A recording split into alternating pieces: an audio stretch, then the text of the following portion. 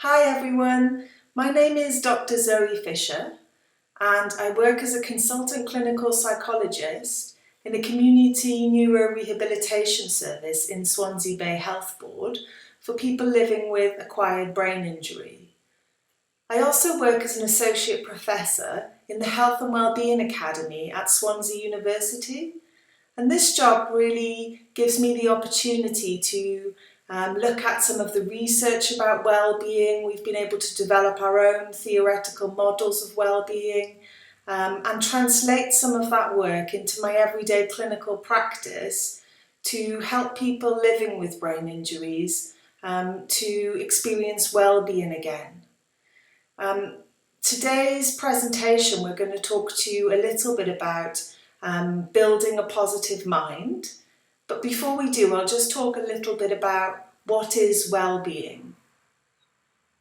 Through some of our work, we've shown that well-being is really made up of several important components, one of which is positive experiences. And so that might include the experience of positive emotion, a sense that life has meaning and purpose, and that you're connected to something bigger than yourself. Social connectivity is really important, our relationships, and our sense of feeling that we belong to a community and we can contribute. Spending time in nature and feeling connected to nature can be really important. And also engaging in positive health behaviours. We're going to cover each of these topics in this video series, but today we're going to focus on building a positive mind. And so well-being can be thought of as feeling connected to ourselves, to others, and to the community and environment that we live in. So if I had to describe well-being in a word, it would be connection. So one model of well-being that I found particularly helpful is a model by Martin Seligman called the PERMA model, which you can see on your screen now. So the PERMA model of well-being says that there's 5 critical aspects of well-being, and these include positive emotion, engagement, relationships, meaning, and achievement. And so if you think about the effects of brain injury, I don't need to tell you that it can have a devastating effect on all aspects of well-being. And so, at least in the initial stages, positive emotion can be replaced by low mood, by anxiety, by adjustment difficulties as people struggle to come to terms with the way in which their life has changed. And people tell us that if they're not able to engage in the hobbies that they used to enjoy or return to work, their opportunities for engagement, for meaning and for achievement may be limited. People talk about how brain injury can affect their relationships with other people and their ability to connect with their community and contribute. And so you can see that brain injury can have a devastating impact on all of these critical aspects of well-being. And one of the things that we've been thinking about in our service is how do we put some of those things back for people? And so when we look at models of well-being, one of the most interesting findings really is that well-being is not simply the absence of distress. And so often when we think about psychology and what psychological therapies bring, there can be a focus on reducing the distress associated with brain injury. And of course that can be hugely helpful for people as they negotiate those early stages and even further down the line. What our models are showing is that does not go far enough, because what we also need to be thinking about is how do we also build in opportunities for positive emotion. And so just a few things before I start talking about some techniques. The first thing is that the techniques can be that I'm going to talk about are very simple, but they need to be practiced often to be helpful. And the second thing is it can be really helpful to practice some of these techniques because it can give us a sense of control, that we're not just the recipient of negative emotions, and there's something we can actually do to try and build in some positive emotion and positive experiences. And I also need to say that it can be really difficult sometimes to even think or hear people talking about happiness or positive emotions when you're in a really dark place. And it's not our intention at all here to be suggesting that people need to be positive 100% of the time. I mean, that's absolutely not possible, and it's not even desirable, because very often negative emotions can be really helpful, they can be really informative. The important points are excessive levels of negative or positive emotion can be unhelpful. Pressure to feel upbeat all of the time, or a relentless pursuit of happiness, can actually lead to lower levels of well-being. In certain situations, negative emotions can be adaptive, appropriate, and motivating. And research has shown that people who are accepting of negative emotions have better psychological health than those people that have struggled to accept negative emotions. So ultimately, it's all about balance. And so the techniques that I'm going to talk to you about now are designed to restore that balance if you're feeling overwhelmed by negative emotion.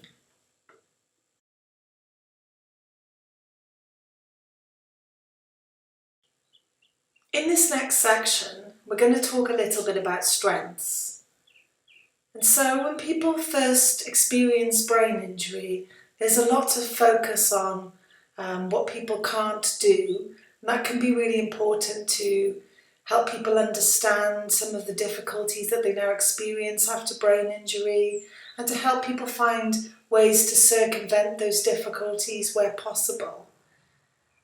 But ultimately, some of the difficulties people experience after brain injury can be long-lasting. And so it's equally as important to help people think not just about what they can't do, but what they can do. And so this discovering or rediscovering what your strengths are can be a really important step in this journey. And so your strengths are qualities that are unique to you, that make you who you are. And very often I sit with people in the clinic room, and there's people sitting in front of me that have got so many qualities, so many talents, so much to offer. And I ask them what their strengths are, and they say they don't feel like they've got strengths anymore. And so one of the most helpful things I feel that I can do sometimes for people is to help them reconnect with the qualities that I can see that they can bring. And so one way to do this is to fill in this character strengths survey. So we're going to put the link for you on the screen, and I'm also going to show you 24 character strengths that all humans possess. And so the question for you is, what are your top strengths as a person?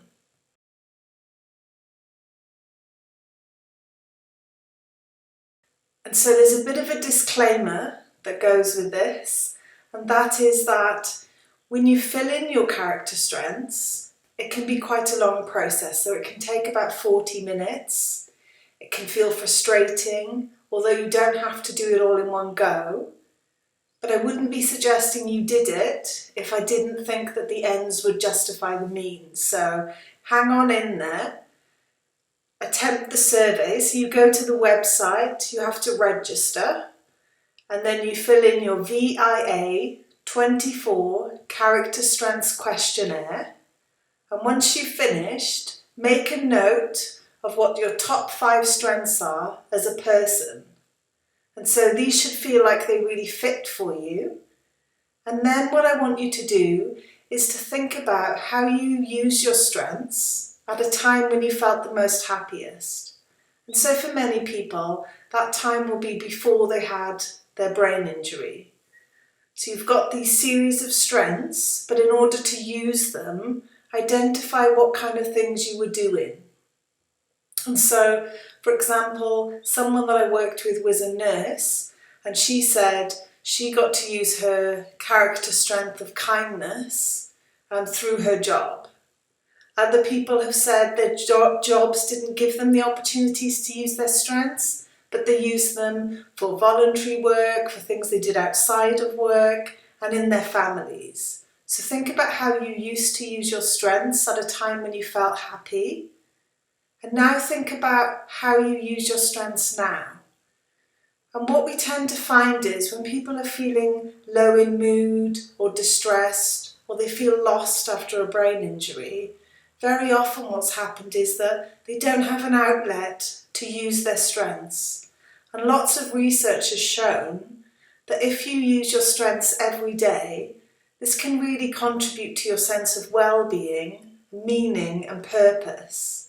And so one of the things that we encourage people to think about is how they might be able to use their strengths in a different way after the injury. And that can feel really helpful. So the people that have reconnected with their strengths and then have thought about how can I find a new way to use these, have reported to me that they felt more like the same person that they used to be. And others have said, I'm not the person I used to be, but I feel happier now. I'm connected with something that I'm good at. It's given me confidence. It's given me motivation. And so try your character strengths questionnaire and think about ways in which you can use your strengths in order to connect with a sense of meaning and purpose again if you're feeling a bit lost.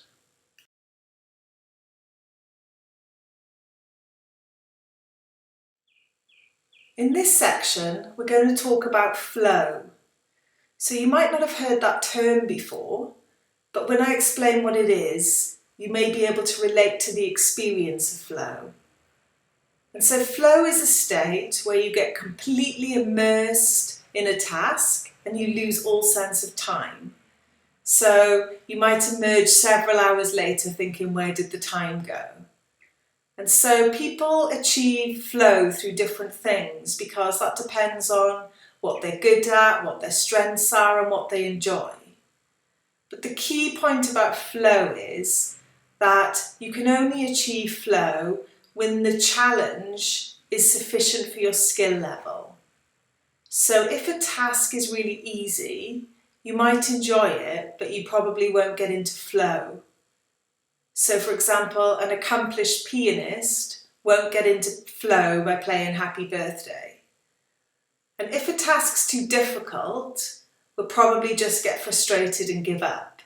So that state of flow is where you've got sufficient challenge for your skill level.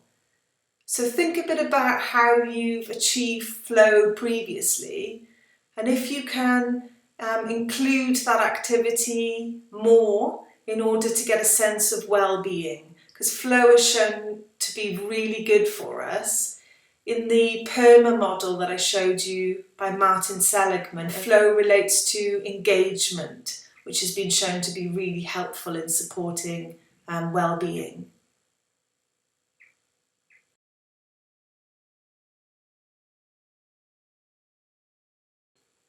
The negativity bias, or the negativity effect, refers to our natural predisposition as humans to notice and focus more on things that are negative in nature and threatening to us. And this is a natural tendency that all human beings have.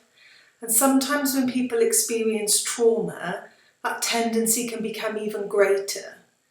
And so sometimes it can be helpful to do some simple exercises, which I'm going to talk about now, that can help you attend more to the small positive things, which can have a big impact on your mood. And the first exercise is called the 3 good things exercise. And this is really simple, but if practiced, has been shown to be really effective. And so what you need to do is just simply at the end of your day, on a notepad or using your phone, just record 3 things that have worked well for you during the day, or 3 things that you're grateful for. And they just need to be really small things. And if you can't think of 3, just start with 1 and build up. So people that have done this exercise always report that it can be quite difficult at first to think of 3.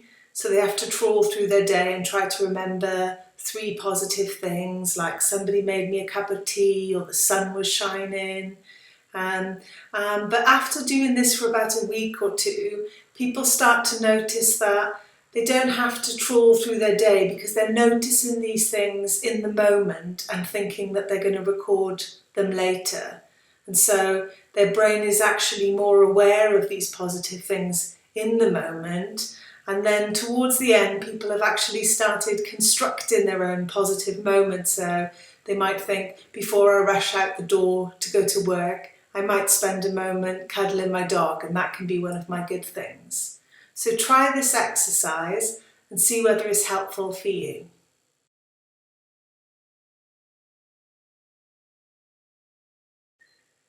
The acts of kindness exercise is exactly what it sounds like. This exercise involves doing a kind act for someone every day or every other day or as often as you can manage. The important thing is that it has to come at some cost to you. So it might be that you've given up your time to help someone, or you've put a lot of effort into doing something kind for someone else. And doing good things for other people has a massive impact on our mental health, but also our physical health, including our heart health. This always works really well when we do acts of kindness when we're running our positive psychology group. And I always remember one person that used acts of kindness whenever she felt sad or stressed. So she always used to say that she was having a stressful day, or she'd received a letter that had really stressed her out. And so instead of sitting there feeling bad about something she couldn't change, she used to deliberately choose to do 3 acts of kindness for someone as her coping strategy. And that worked really well. So this exercise is really helpful to supporting a positive mind. So to sum up, in this video, I've talked a bit about what well-being is and what the key components are, about feeling connected to ourselves, to others, and to the community and environment in which we live. I've also talked about how brain injury can have a massive impact on all of the factors that contribute to well-being, and how the absence of anxiety or stress, depression, is not the same thing as well-being. So we need to think about how we can also build well-being, as well as thinking about how we can manage distress or anxiety. When we feel negative, or when we feel overwhelmed or stressed, our thinking can become quite narrow. But when we feel more positive, our thinking can become broad, we're more creative, and we're better at problem solving. So I've talked you through some techniques today that, if practiced, can support the increase of positive experiences, and this can help build resilience, help people feel more confident, more connected to others, and help you face some of the challenges that rehabilitation can bring, as well as some of the challenges that life brings. The idea is that practicing these techniques every day is just a starting point to increase positive mood, because we know that that can help people feel more connected to themselves and to other people. I hope you found these techniques helpful, and thank you for listening.